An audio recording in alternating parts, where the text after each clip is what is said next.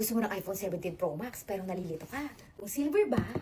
Or itong orange? I got you! Tingnan natin kung alin mas maganda. Unahin muna natin itong orange kasi ito talaga yung famous. Trend na trend. Ganyan. Hindi ko pa masyadong bet nung una. Oh, wow! Pero nakaka-amaze siya sa personal ha. Ayan o. Ganyan siya. Next naman itong silver, hindi siya masyadong usos. Pero may comment muna tayo. Ang sabi niya, ito lang ang rejuve na nahiyang ako. Hindi talaga ako pinipimpos dito. At hindi ako namamalat at hindi din daw siya nagmumukhang tusino. Ha, thank you sa buhay mo. Ito ang tinutukoy niya. Mistyong Demure Rejuvenating Set. Walang peeling, hindi ka mamamalat, hindi ka mamumula, pero kikinis ka. Apakagaling nito sa pimples. Kumbaga, kung pimples ang usapan ay panlaban to, hindi mo na kailangan magdusa na para ka naaagnas, na para kang nagbabalat ahas, para lang kuminis. Walang ganon. So, ito na. Open na natin. Sakto lang, hindi siya nakaka-amaze sa personal. Parang medyo dull yung itsura niya. Parang nga siyang papel eh. Hindi yan papel ha. Ganyan talaga yung design niya. So, dull siya. Medyo boring siya ng a little bit. Siguro pag may casing, ganun. Ayan.